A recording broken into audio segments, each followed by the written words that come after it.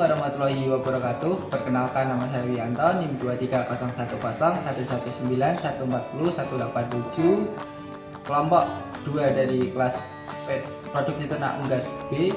Di sini saya akan melakukan praktikum acara 3, yaitu anatomi, fisiologi, dan identifikasi ternak unggas.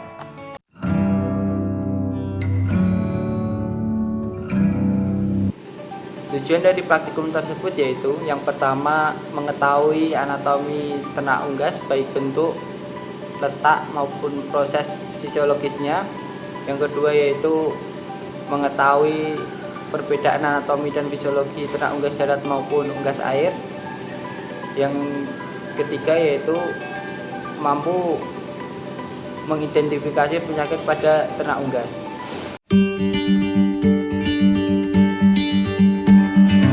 Menjelaskan organisme pada ayam, itu ada sirip, pinal, ada kepala, selanjutnya ada leher, ada sayap, ada punggung, ada dada, ada paha, ada ceket atau kaki pada ayam, selanjutnya ada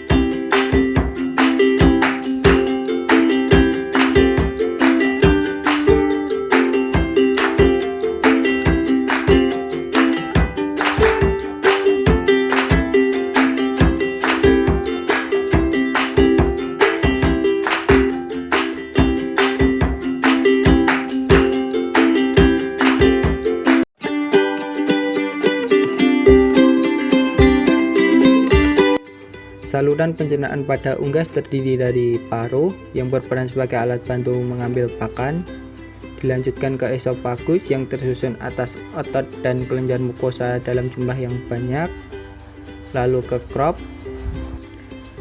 dilanjutkan ke proventriculus yang menghasilkan kelenjar terdiri dari air, asam hidroklorat jumlah kecil, garam-garam, dan pepsin serta mucin. Dilanjutkan ke gizzard. Di gizzard terjadi pencernaan secara fisik sebab kelenjar ini memiliki otot yang dilapisi karotenoid tebal yang membentuk pola garis dan sangat kuat untuk memecah pakan seperti biji-bijian. Lanjutnya ke usus halus. Di usus halus terjadi sekresi dan proses digesti serta penyerapan nutrisi. Dilanjutkan ke usus besar dan sekum. Di sekum terjadi penyerapan air dan keseimbangan elektrolit. Setelah itu ke kloaka. Kloaka merupakan saluran pencernaan, urinari, dan reproduksi. Organ pembantu pencernaan terdiri dari pankreas, hati, dan kantung empedu.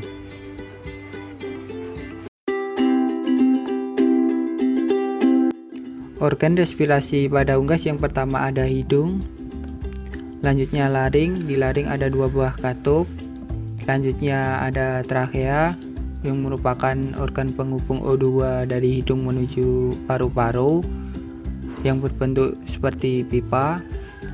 Lanjutnya ada bronkus. Bronkus merupakan organ pemisah antara paru-paru kanan dan paru-paru kiri. Cabang-cabang dari bronkus yaitu bronkeolus. Kemudian selanjutnya ada alveolus yang berbentuk lingkaran-lingkaran yang berguna untuk pertukaran O2 dan CO2.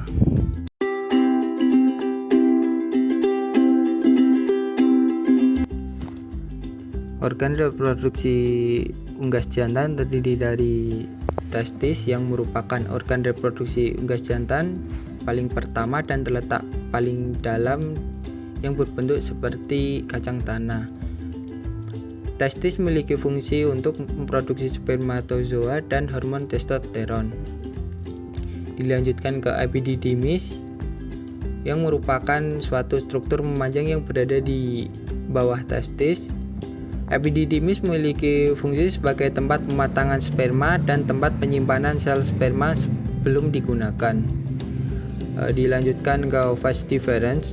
Vas deferens terletak setelah epididymis dan melekat di sepanjang permukaan ginjal, yang memiliki fungsi sebagai penghubung dari testis ke organ selanjutnya atau mengangkut sperma di epididymis ke papila.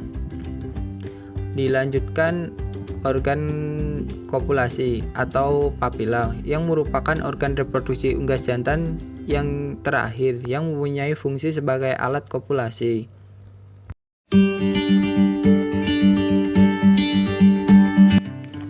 Organ reproduksi unggas betina terdiri dari ovarium, merupakan tempat sintesis hormon steroid seksual, gametogenesis, dan perkembangan serta pemasukan kuning telur atau folikel.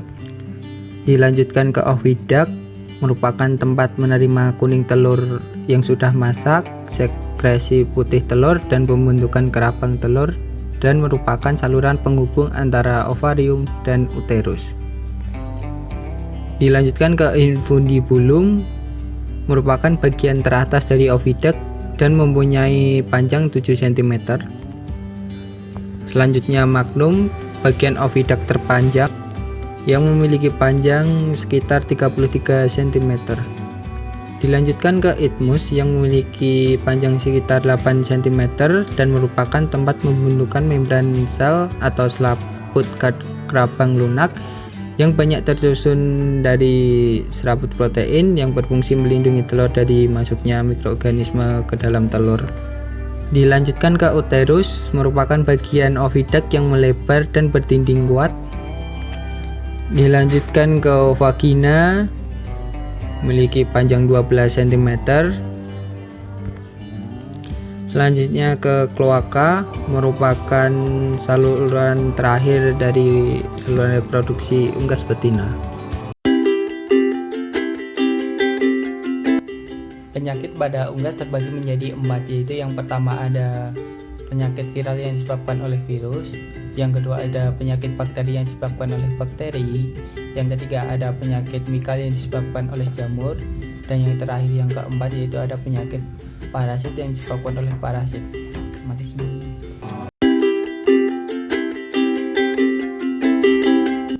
Tetelo atau ND biasa disebut dengan sambar ayam adalah penyakit akut pada unggas yang menular secara cepat, di mana terjadi infeksi viral yang menyebabkan gangguan pada saraf pernafasan.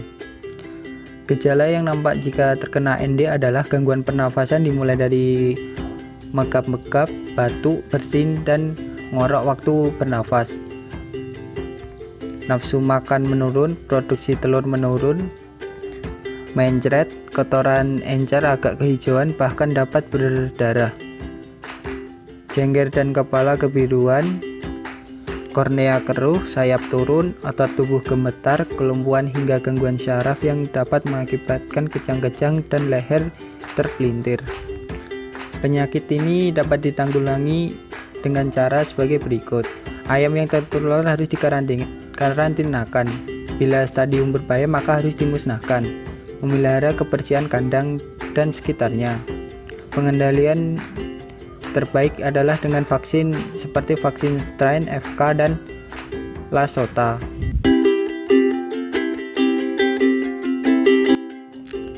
Senot atau korisa. Penyakit ini disebabkan oleh bakteri Homeophilus gallinarum. Senot dapat menyerang semua umur ayam dan terutama menyerang anak ayam. Biasanya penyakit ini muncul akibat adanya perubahan musim dan banyak ditemukan di daerah tropis. Cara penularannya dapat melalui kontak langsung dengan ayam yang sakit, melalui udara, debu, pakan, air minum, petugas kandang, dan peralatan yang digunakan. Gejalanya antara lain pengeluaran cairan air mata, ayam terlihat mengantuk dan sayapnya turun atau menggantung, keluar lendir dari hidung kental berwarna kekuningan dan berbau khas. Pembengkakan di daerah sinus infraorbital, terdapat kerak di hidung, nafsu makan menurun, ayam ngorok dan sukar bernafas, pertumbuhan menjadi lambat. Pengobatan yang dapat dilakukan yaitu pemberian preparat sulfat seperti sulfadimetosin dan sulfatizol.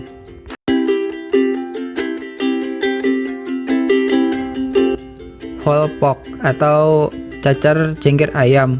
Cacar ayam adalah penyakit cacar yang menyerang unggas terutama ayam. Penyakit ini tergolong menular yang disebabkan oleh virus. Penularan penyakit ini dapat terjadi melalui udara, gigitan nyamuk yang terinfeksi, dan mungkin dengan tertularnya keropong penderita penyakit yang terkelupas. Gejalanya yaitu terjadi dalam 3 bentuk atau dari 3 kombinasi tersebut, yaitu lesi pada kulit di daerah kepala, di tempat yang tidak berbulu seperti kaki dan pantat, lesi di daerah mulut, dan lesi di lubang hidung.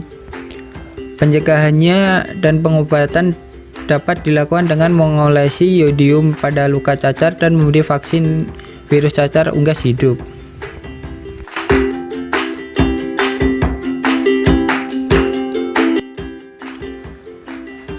Pulorium atau berak kapur, penyebab bakteri Salmonella pulorum, menyerang unggas pada umur 3-15 hari, berakibat kematian tinggi. Tanda yang nampak adalah kotoran berwarna putih lengket seperti pasta dan menempel pada dubur tubuh, lemah, lesu, mengantuk, kedinginan, cepat terengah-engah, bulu kusam, sayap penggantung, kadang terjadi kelumpuhan. Penularan terjadi terutama dari telur dan penyebaran berlangsung di pengeraman, penetasan, kontak anak ayam, kandang yang tercemar, peralatan burung liar, dan limbah peternakan.